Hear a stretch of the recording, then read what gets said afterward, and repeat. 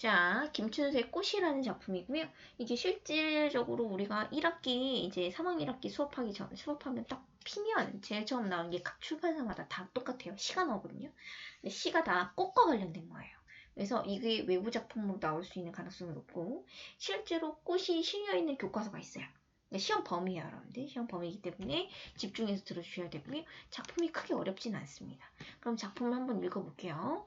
자, 내가 그의 이름을 불러주기 전에는 그는 다만 하나의 몸짓에 지나지 않았다. 내가 그의 이름을 불러주었을 때 그는 나에게로 와서 꽃이 되었어요. 이름을 불러주기 전과 이름을 불러주었을 때 이런 것들의 차이가 있네요. 내가 그의 이름을 불러준 것처럼 나는 이 빛깔과 향기에 알맞는으로 고쳐주세요. 누가 나의 이름을 불러다오. 그에게로 가서 나도 그의 꽃이 되고 싶다. 우리들 모두 무엇이 되고 싶다. 너는 나에게, 나는 너에게 잊혀지지 않는 하나의 눈짓이 되고 싶다. 이 시 많이 들어봤을 거예요. 이 시 많이 들어봤을 건데 우리가 일상적으로 연애시로 좀 많이 사용하거든요. 꽃이 됐다. 막 이렇게 하니까 그지? 뭐 사랑의 마음을 전하는 것 같고 하지. 근데 이제 국어 시험에서는 사실 그게 중요한 게 아니죠. 자, 한번 봅시다. 나라는 말이 일단 나왔다라고 하면 체킹을 하셔야 돼요. 왜냐면 얘가 화자가 되죠. 화자가 되고 화자가 이 작품 겉으로 드러난다 라는 것을 알려주는 거기 때문에 체킹하셔야 되고요.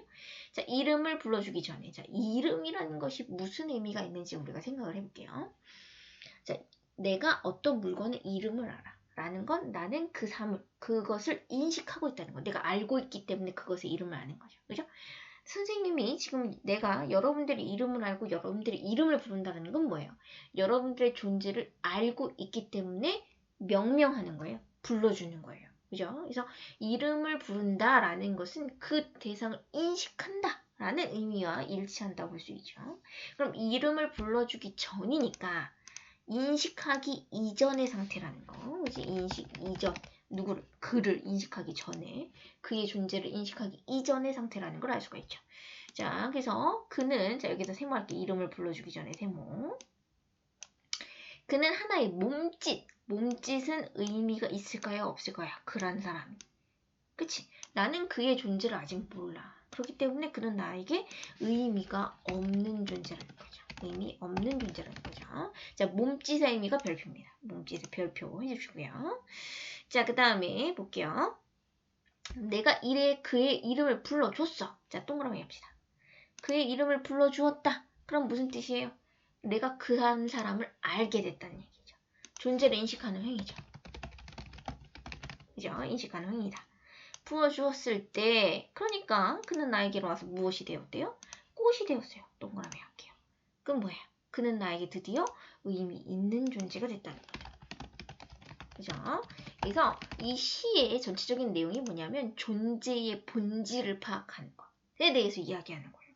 단순하게 사랑 이야기가 아니라. 그래서 그의 이름을 알았을 때, 드디어 그의 존재를 알고 내가 그의 이름을 불러주었을 때 비로소 그는 나에게 의미 있는 존재가 되었다라는 내용이죠. 그렇기 때문에 꽃과 대비되는 건 뭡니까? 그죠? 몸짓과 꽃의 대비.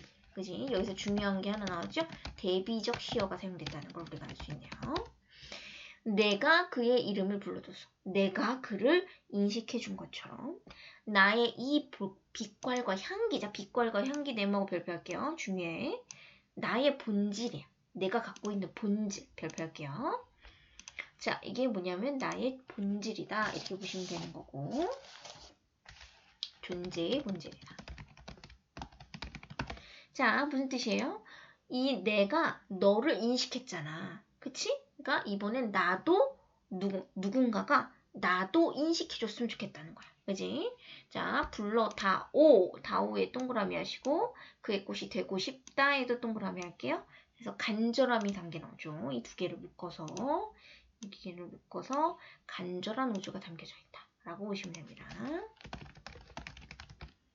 그러면 이건 무슨 뜻이냐? 누가 나의 이름을 불러다오. 이거 뭐라고 해석을 하면 되는 거냐면, 그치? 나의 존재를, 자신의 존재를 누군가가 인식해 주기를 바라는 거죠. 이렇게 보시면 되죠. 자, 여기까지 전제를 하시면 돼요. 맨 처음에는 내가 그를 인식했어요. 그래서 내가 그를 의미 있는 존재로 받아들였죠. 그럼 반대로 누군가도 나를 인식해주고 누군가에게 나도 의미 있는 존재가 되고 싶다. 그 얘기를 하고 있는 겁니다. 우리들은 모두, 자, 우리, 지금 여기 볼게요. 시상이 확대돼요. 어떻게, 맨 처음에는 내가 너를 인식할 거야. 그지? 그리고 너도 나를 인식해줬으면 좋겠어. 그러면서 우리로 이제 시상이 확대된다. 시적 대상들이 확대되고 있다. 라는 걸 기억하시면 돼요. 우리들은 모두 무엇이 되고 싶대요. 자, 무엇 동그라미. 자, 무엇이 되고 싶어요? 의미 있는 존재가 되고 싶나요? 의미 없는 존재가 되고 싶나요? 그지? 의미 있는 존재죠? 그러니까 뭐와 똑같은 거예요? 꽃과 유사한 의미죠. 너는 나에게, 나는 너에게 잊혀지지 않는 하나의 눈짓. 자, 여기서의 눈짓도 사실은 의미 있는 존재인데 조금 더 확대돼요. 서로에게 의미 있는 존재가 되고 싶은 거죠. 이제 얘도 그래서 긍정적 의미를 지니고 있어요. 자, 잊히지 않는 하나의 눈짓이 되고 싶다라고 얘기했습니다. 그래서 이 전체적으로 중요한 흐름들을 우리가 기억해 보시면 될 것 같아요. 시적인 의미, 전체적인 건 뭐예요? 어떤 대상을 인식하는 행위의 중요성에 대해서 얘기를 하고 있는 거죠. 자, 그럼 여기서 가장 중요한 건 뭐냐? 이름을 부르는 거였거든요. 저기 밑에다가 화살표 하셔서 여기 밑에다 정리 한번 해볼게요. 여기다가 이름을 부르는 행위에 대해서 정리해 봅시다. 자, 이름을 부르는 행위라는 것은 결국은 뭐예요? 뭐를 인식하는 행위예요? 그죠? 대상의 존재를 인식하는 행위다. 라고 볼 수가 있고요. 그 다음에 또 하나, 대상에게 의미를 부여하는 행위예요.